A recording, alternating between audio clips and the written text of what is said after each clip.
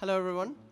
Um, so the main reason we are here is to bring the world of pleasure to consumer electronics. So I thought I'll start with something on technology trends.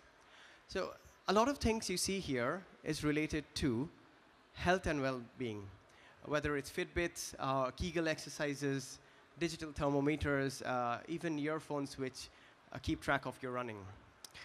The second thing you'll see a lot of is smart toys. Very famous example is the Star Wars BB-8, but you'll see drones and lots of others. Then there is the wider technology trend where empowerment is taking over a lot of the products we build and the way we sell. And the last, but the biggest, is smartphones.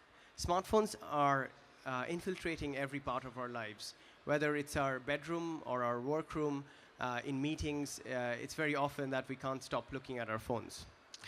Now, we thought if all of these are such pervasive technology trends that are entering every part of our bodies, then why not merge them all together, use the latest cutting edge technology and bring more fun and pleasure into our lives, which we feel, especially with the advent of the smartphone, is lacking more and more, especially with relationships in the long term.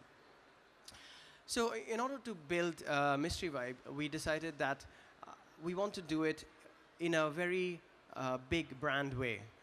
Because it wasn't just to build a new technology product, which a lot of us are very good at doing, but to change perceptions and actually bring pleasure to the mainstream, like you would at the quality of Bentley, Aston Martin, or with the know-how of Durex and Reckitt Benckiser. So as our first foray into this, our flagship product, Crescendo, you'll see it in our stand 11P29, is what we want users to believe in pleasure, which is them at the center of it. So everything about the product is user-centric. You bend it because every body shape is different. The motors, every one of them can be individually set by the app.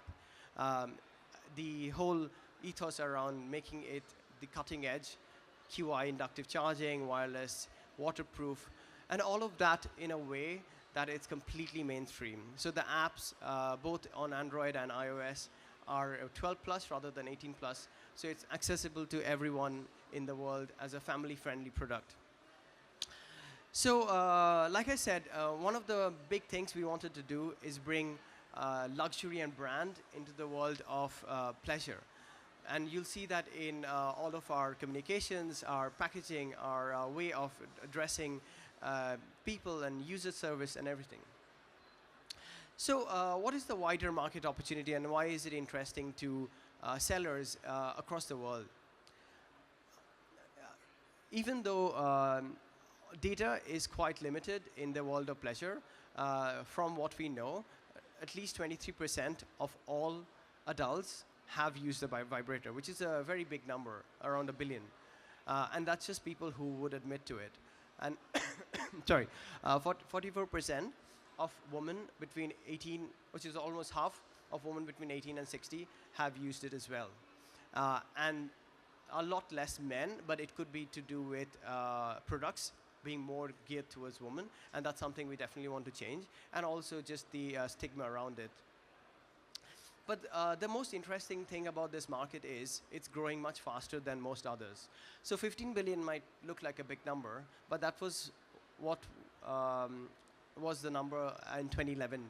By 2020, Forbes estimated it will be at least 50 billion.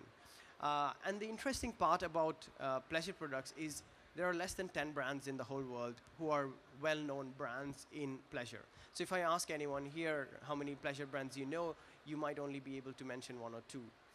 So if there is such a big opportunity and there are so many people who are looking for good products, then why is it that there aren't that many brands? A lot of it is to do with accessibility. It's not, traditionally it has been back streets of cities where you would find shops where you can buy these things. Now, if it isn't accessible, even if you desire it, you might not be able to buy it. So in US, for example, a lot of people buy vibrating toothbrushes as an alternative, and the same in Dubai. So it's not that people are not buying it, it's just they're not buying the right products because they can't access it. And that's where Amazon has done really well in the last 5 years. Uh, Today, there are over 60,000 SKUs on Amazon which are related to pleasure. And so they took the step 5 years ago where they unbanned pleasure products, and very quickly in many markets they became the #1 seller.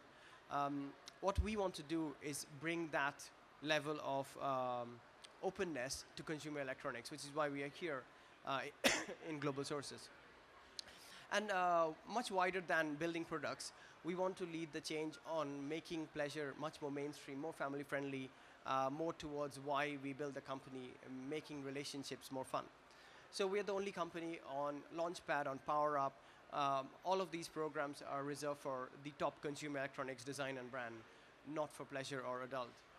Similarly, we're the only app on Android and iOS to be 12 plus, safe search on Google. All of this is very important because if we don't build it ground up as accessible company and product, we will not be able to break beyond the barriers of adult and make it accessible for people to purchase and enjoy it. So we launched in retail in November after 2 years of developing. And we reached 55 countries through our initial target of working with adult retailers. So we're working very hard to make it so accessible that people can find it in any way. And it is not just our product that we want people to find. It's more a discovery, and once they find it, we want them to find other products and enjoy the whole wider market. A big part of that is just changing perceptions through media. Big media like BBC, we were the first product ever to be on a documentary on BBC TV. And similarly with celebrities, such as with Trevor Noah, trying to get more and more endorsement from people that this is no longer something that you hide, but something that you would talk about, just like you would talk about owning a BB-8 robot, for example. And similarly, we want to do more and more to gain mainstream acceptance through awards like Red Dot, Virgin, and have these big names back us. So it makes it even more easy for sellers, for example, to go to consumers and say, look, these guys are really, really endorsed by all of the leading brands. So there is something, if this is going to be your first pleasure product, there is something for you to try. So in summary, what I wanted to say and why I wanted to be on stage here is generally it is seen or has been traditionally seen as something that we don't talk about much. But like you saw with technology taking over our lives, and especially with smartphones, the less we talk about, the less we enjoy our relationships and our bedrooms. So our objective is to get conversations going with pleasure, and if it's with the start of a toy as an accessory, why not? But more wider, how can we change perceptions? How can we change the way people think about pleasure, especially within the home environment with the help of technology? Thank you.